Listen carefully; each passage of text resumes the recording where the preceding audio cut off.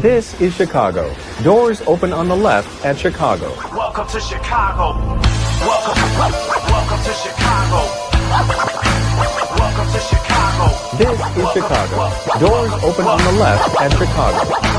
Welcome to Chicago. Welcome to Chicago. This is the True Chicago Sports Fan Podcast, teamed up with the TTNL guys, and it is a hot game today against the Eagles. And next to me, I have Ivan from the Tape Never Lies, and we got JC Dynasty Fantasy Football in the house. We are at Casa Humilde in Forest Park. Come over and get your beer, get your I don't know what the specials are today, but I'm not having a pozole. It's gonna put me to sleep again. Do not. No, it was delicious, but I'm not having that. But we are gonna have some smash burgers. Oh yeah, a couple That's of them always. for sure, definitely for sure. But it is Chicago versus the Eagles. They are in Philadelphia, and it is going to be a tough game for us because now we have a matchup that everyone's wondering about. Can they sustain it? Can they hold up their own? They've gotten lucky playing backups. They got lucky with all the. You know what? At the end of the day, we play who's in front of us, and if we beat who's in front of us, that shows our record of 8-3. And right now, it's time to put up or shut up. Yeah, this is the one, right? This is the game we've been asking for, waiting for, to see if this is real or not. And to be honest with you, I think the Bears have a good shot. I think they really have a shot. This isn't the dominant Eagles team that we've seen before. The defense still has weapons, but offense has been really just taking a step back and struggling a bit. Now, it's not to say that their running game can't get going against ours, who, you know, our defense, who've been giving up a lot on the ground, but I think this is an opportunity where you have a team coming off of a ugly loss to a division rival. You got them in the right spot, right? They're ailing. There's some question marks going around. I think this is the right time at the right time for the Chicago Bears to strike. Now let's see if they can put a complete game together. JC. Yeah, I mean, right now my key to the game is keeping Saquan where he's been for the past couple games. His average 2.4, 10.7, 2.7, 3.2, and 2.2. So if we keep him under 3 yards a carry, that is success to me. You know, Jalen Hurts has, in my opinion, you know, he gets a lot of clout. He's won Super Bowls, but this year his passing has not been very good. You know, AJ Brown and Devonta Smith have not been very happy with him. So like I said, if we can stop Saquon and make it a one-sided game where he has to pass the ball, I think that's success. Awesome. Let's bring in Big Steve from the Man Cave. Big Steve, you are missing out on a smash burger today, brother. I tell you, I don't need no smash burger. I ate so much yesterday. We just, you know, we trying to take all that weight I lost, put it right back on with a fucking smash burger. I would have had one though. I would have had one. I would have had some pozole. I would have had some wings. I would have did the most today, so probably a good thing. But I got plenty of leftovers and smoked turkey here to enjoy right here in the Man Cave as to watch these Bears today. Well, Big Steve, I haven't had the pleasure of meeting you yet, but I thought you were going to be here today, so I brought a bottle of Blanton's thinking you were going to be here.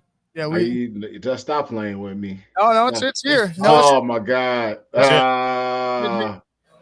I saw the next time, next location. I think it's the last stop here, isn't it? Next week, next week we're in Lincoln Park, game. Packers game in Lincoln Park. Yep. Okay. All right, bet I'll be there. But yeah, nice to meet you, man. And appreciate you bringing some Blanton. Hopefully next time I'm there, or the next time we're both there, we can enjoy that. Absolutely. Yeah, man. Exciting day today. I've heard a lot of people going to a lot of viewing parties, and you know, Black Friday. Most people are off today, and it's man, what a time! What a great time! Thanksgiving and now the Bears. You can't beat that. Having a Bears game after Thanksgiving, tons of leftovers, tons of food, tons of parties to go to. Everyone's off. So it is going to be a great time to watch this game. Steve, what are you seeing from the Philadelphia Eagles after that loss against the Cowboys? Well, you know, the reports coming out of there is a lot of dysfunction between Jalen Hurts and AJ Brown, and I wouldn't read too much into that. A team that has that level of success, and that many stars, usually start to have some kind of level of dysfunction. It happens, So I wouldn't like sit here and bank on us capitalizing on that. At the bottom line is that we need to come out and play a really flawless game. Keep the turnovers down like we seem to have always, staying on schedule. No legal procedures, legal formations, and run the football. And I think those have been the keys to this offense getting going. We're looking to see Caleb hit some targets, man. But we also got to keep them clean. That's one thing, when Caleb is on time, is when he has a good, clean pocket. When he has at least 3 seconds in there, he seems more likely to hit more high percentage passes, and being on time. So, obviously all the battles are going to be won up front, particularly on that offensive line and D line. On our side, we could talk about that a little bit, but offensively, that's going to be the key to success. This Eagles team, they're defending champions, regardless of what they're going through. They're going to be prepared. They understand that they got a lot of adversity, and sometimes you rally around each other. So, what we need to do, I'm sure the Bears are focused on it. They're not focused on like, hey, they're going to have a meltdown. They're focused on executing and getting the job done. And playing a really good brand of football, which they have been, and that's what it's going to take to beat the Eagles today. No, I agree with Steve. I was just going to ask, with there being that loss of Lane Johnson, how do you see this Bears defense getting to? Are they should they attack it? Do you see them getting any pressure? I mean, we've been asking for pressure a lot all season long. Now you lose. Now you lose your all-pro lineman. It's like, how do you think the Bears fare when they're getting to the quarterback and Jalen Hurts today? Well, regardless of Lane Johnson not being there, they still have a really high quality offensive line. So the one person is doesn't make the line, right? Obviously you want Lane Johnson there, future Hall of Famer, all-pro guy every single year at the right tackle spot. I do see where Sweat has been. We've been asking for it. And slowly but surely, Sweat has been coming along. You know what I mean? And I'm looking for more splash. And last week was a splash week for him. Could have completed. If he would have got Mason Rudolph down, could have had 3-sack game. So he's coming along. He's going to have to raise his game up. But guess what? Philadelphia Eagles teams like that are going to have a game plan for Sweat. They understand he's the one who's provided the most pass rush. So there's going to be some kind of answer for them to make his job hard. What are the other guys doing? That's going to be the key. Can the other guys win their battles, their one-on-one battles, against a pretty solid line? Eagles always keep a pretty solid offensive line. So this is going to be a game where we need other guys to start stepping up on that D-line. Give us some kind of element. We understand you guys are not elite pass rushers, but give us something. And also, we got to keep Jalen Hurts in the pocket. Here's another guy who could get out and run. And I think we've had our struggles with that as well. You think about Jackson Dart, a lot of design quarterback power runs. So how are we going to defend that? I think most importantly, with once again, none of our starter linebackers, even though those guys play really good, now they have to attend with Jalen Hurts and a Saquon Barkley, even though he's haven't been playing good. But any given moment, Saquon Barkley could explode for a 60-yard run, and not just one, but a couple. Yeah, I wanted to attest to that because the injury report is out. TJ Edwards is out. Ryan Hippolyte's out. Dominic Robinson's out. Noah Sewell's out. Tyreek Stevenson is out, right? And then Gordon and Johnson were questionable. It looks like they're going to play today. So your entire linebacking core is out, and the guys that stepped up last week are going to have a tall task to take care of with a mobile quarterback and a power running and power/finesse runner in Saquon Barkley, who can rip open at any point. And then we did mention that Lane Johnson is out. They also have Miles Hinton out, another offensive tackle. So it is, again, for us, I think if we can get pressure up front, which we've been asking for all season long, 11 games we've been asking for, 12 weeks, can we get pressure on the quarterback so that way our guys in the secondary or our linebackers can take advantage of that?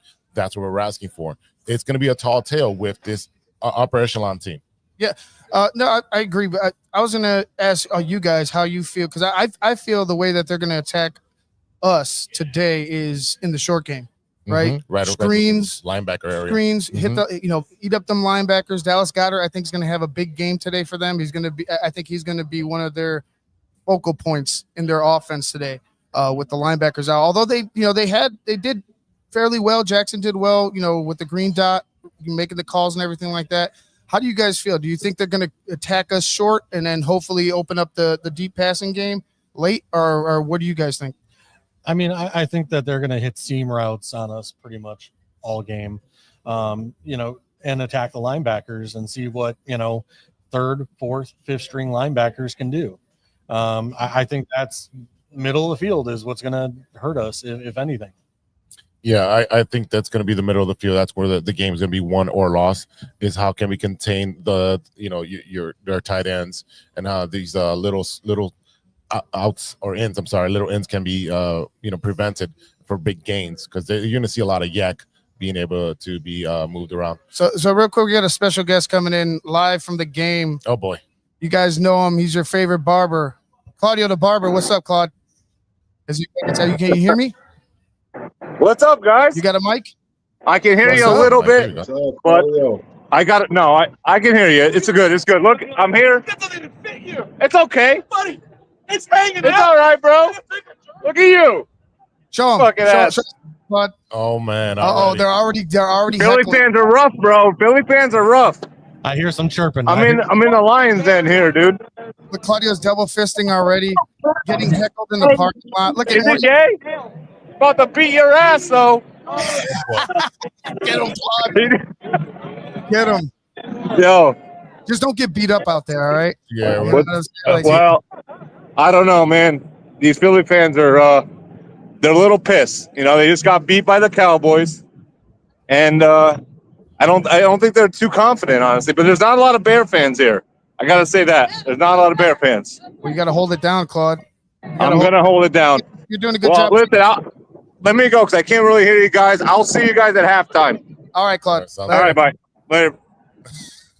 Claudio the barber Oh live my from the God. game, already going at it with the Philly fans. He's like 2 feet into this parking lot. He's already going. He's already going double fisting, going at it. That's awesome. Oh my God. I have a question for Big Steve right quick. So Steve, this week there was some stuff that came out on X, showing our draft room when we passed on Jalen Carter. How do you feel about everything where everybody's saying, oh my God, they passed on him and picked up a fourth? What did they do with it? They passed up on an all pro and an all-star line, defensive tackle. How do you feel about Darnell Wright as a consolation prize? Well, at the time, of course, Jalen Carter was the guy who was supposed to go number 1 overall. Dropped, dropped all the way back to where we were in position to, make that decision to, take him a 9. And we obviously traded with the Eagles and fell back. We go back to that, obviously you see what he's done. He's been a model citizen and somewhat, he has some, a little small. I think that was with Dak Prescott, whatever, but like nothing major off the field. Maybe some hip, if you would say. Yeah, nothing major, nothing to be concerned of, like some of the stuff that he had when he was at Georgia. But you look at where the state of the Bears were. You talk about a lack of culture, lack of leadership.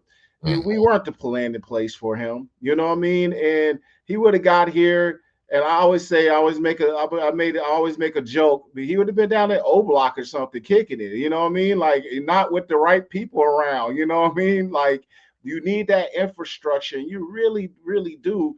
Of guys who are veteran, we had none of that going. We had nothing going, and that was over 2 years ago. It was really poor. So you look at our team now and way they're built with Ben Johnson, the assistant coaches, some of the veterans they got in there.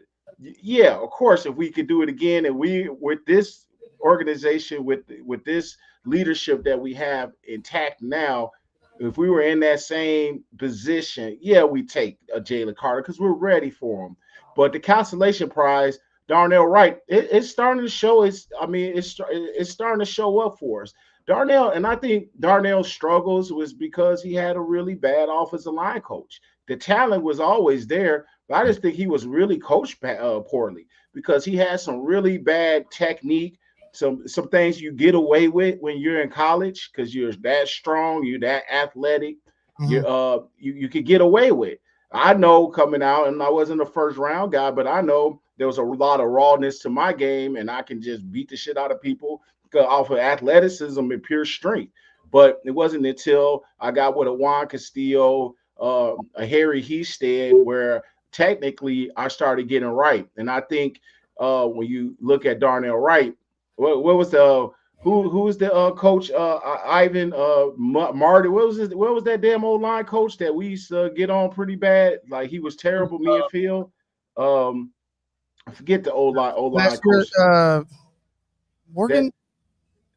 The guy who basically they kept over, Eberflus kept on his staff. He just stayed around forever. Like I've erased him from my memory like fucking Men in Black. So basically his name is irrelevant to me. But Coach Rozier, what he's been able to do, you could tell there's been some technical work. You got veterans, but they're all technically sound. And it took a little bit of time for the whole group to mesh, but you see the technique. I see it when I watch film on Darnell Wright, how he's more upright, his stance is set, his technique, where his hands are going, much better. That let me know that, okay, now he has an O-line coach, and now that's why he's playing Pro Bowl football. Would you say that maybe possibly with Thuney next to him and some of these guys, like these all-pro veterans like Thuney, like maybe they're helping him as well with his yeah, absolutely. You bring in, you just look at his twin, Jonah Jackson, right next to him, and I call him his twin. We started that this week. They look alike if you look at their face, Jonah Jackson and Darnell Wright. But you got Jonah Jackson, you got a better group together. That also helps. That's a big help. When you got a bunch of professionals, guys who play at a high level, especially Joe Thuney, he's bringing that leadership and that high quality, high performance level of play to that group. You get to see the workmanship every day. It was like me being there with Olin. You get to see the work every day. You see what he's putting into it every day. Then it's up to you to follow that, that motto. So I definitely think it's helped Darnell. I think it's helped the whole group, and it's definitely helped Caleb's game as well. Steve, with Theo coming back, do you see at any point, either in this game or in the games in the future, if he struggles a bit, do you see them going to Trapillo after what he did last week? Yeah. You definitely get that. That's how the game works. You know what I mean? It's a strange game. When you get your opportunity because somebody gets injured, you get the show. Obviously, that guy is coming back, who's had the position. And in some cases, if it's a longer stretch and the guy's playing really good, you sometimes don't even see the guy get his position back. But since it was one game, like, Trapillo looked really good. He really worked on his game. That whole project in training camp with him and left tackle didn't work, and it was pissing me off because now we have two right tackles. But he got his opportunity. He stepped up. He looked good. Yeah, and I could say I don't think they'll be so quick, but we've seen Theo get beat and exposed in some situations when it comes to pass pro, where Trapillo, Trapillo, he had some tough pass rushers and he really held his own. I really don't remember any of his guys that were rushing against him even sniffing the quarterback's ass. He was that good, but there's some things I still see in this game, but he's such a massive guy.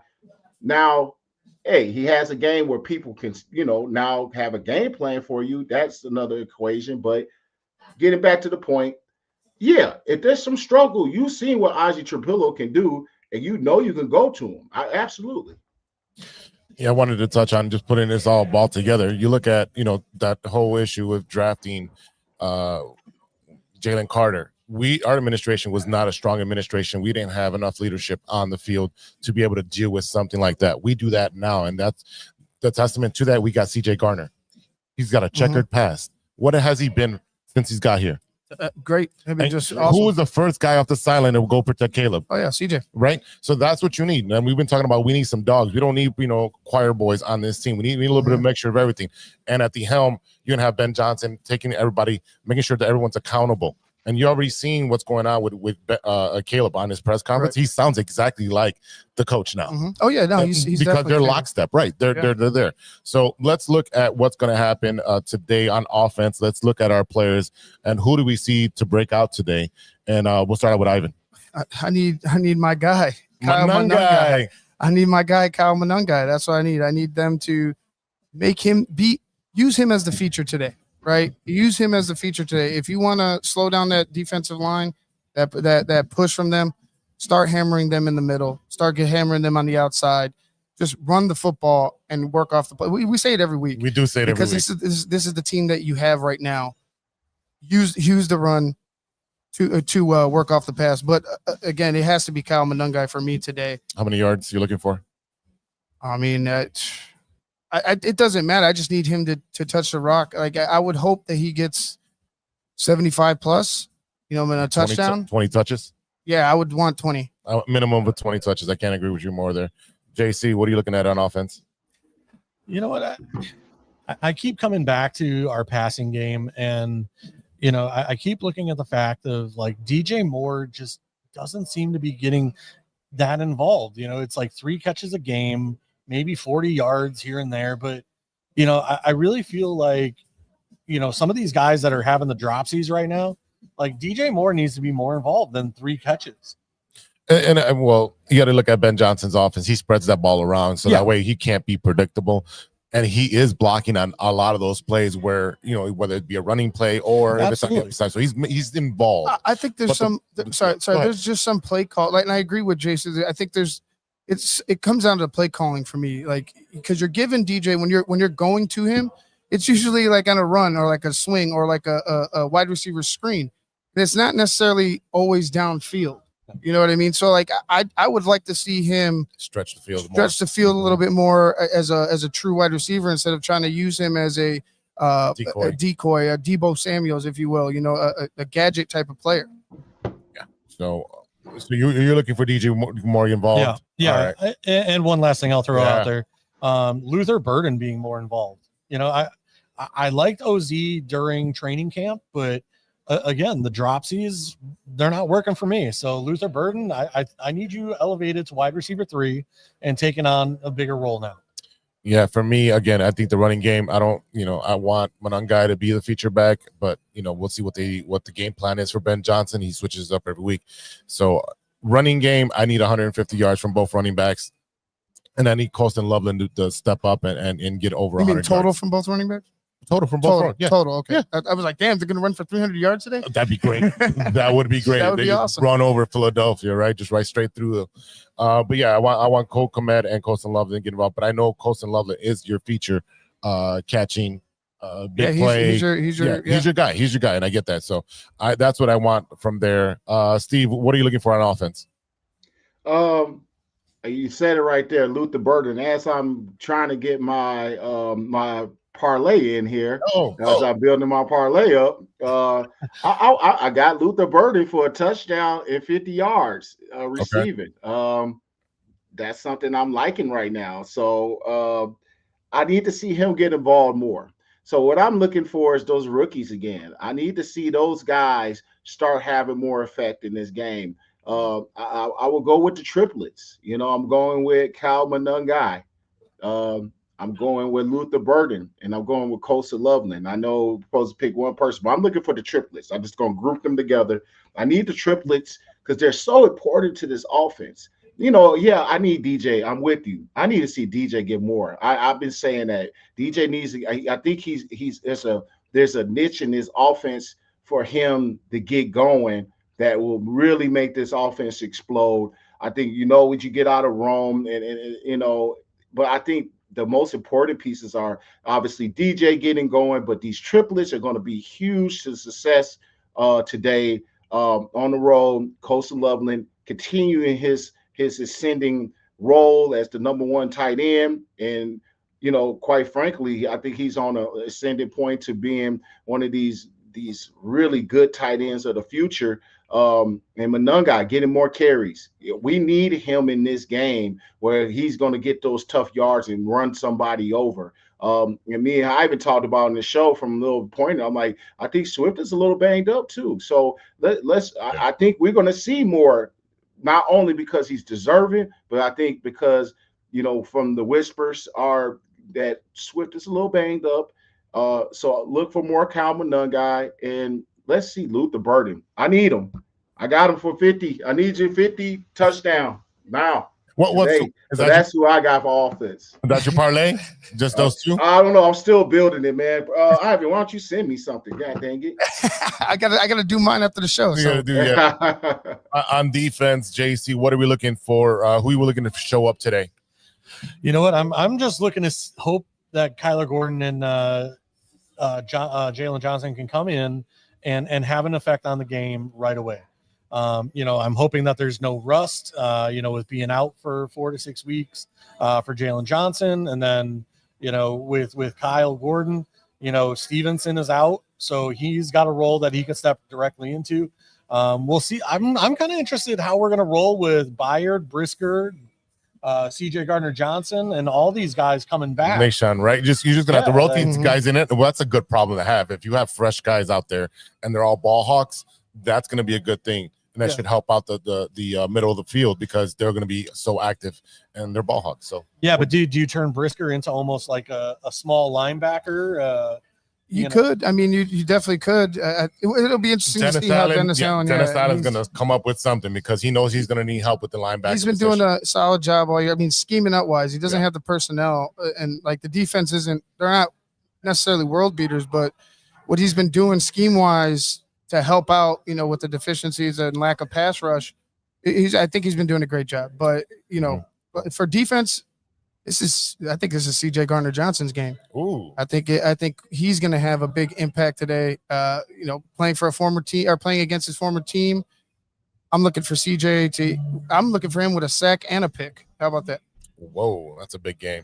I'm looking for Nahshon Wright to continue having a phenomenal season as he stepped in at cornerback. We also have Josh Blackwell back there, but for me, Nahshon Wright, he's been a ball hawk. Everything that's in his area, he's over there, intercepting, playing, he's knocking balls out. So for me, that's got to be the guy. And I would love to see the defensive line get to the quarterback for once. Let's hope and pray on that one. Don't we all? Big Steve, who do you got on defense? You just took my guy. Nahshon has to get it. I mean, the incredible run that he's been on, able to find now even more so with Jalen Johnson and Kyler Gordon coming back. I think his game can definitely elevate now. I think there's more opportunity for him to get. I mean, he was in line to get another interception if Brisker didn't knock the ball down.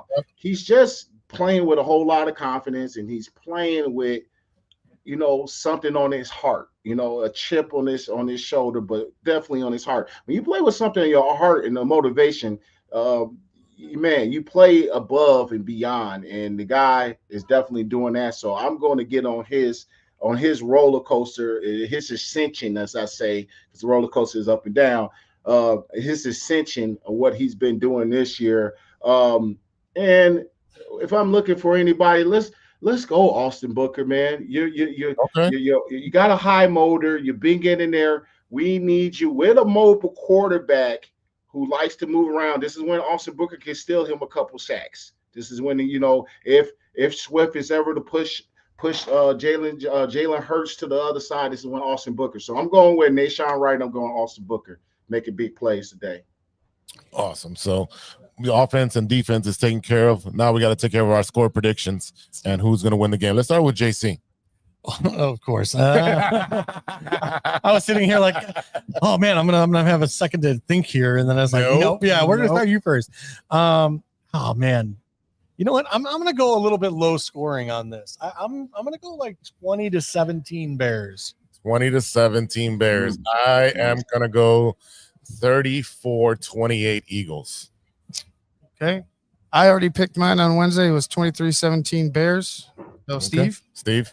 Yeah, I can't change though, and this is a good time for me to plug that I'm doing a weekly segment for Fox Sports with we don't have a time. It's kind of like we record it and then we'll put it. It's on the internet. It'll be on YouTube and X.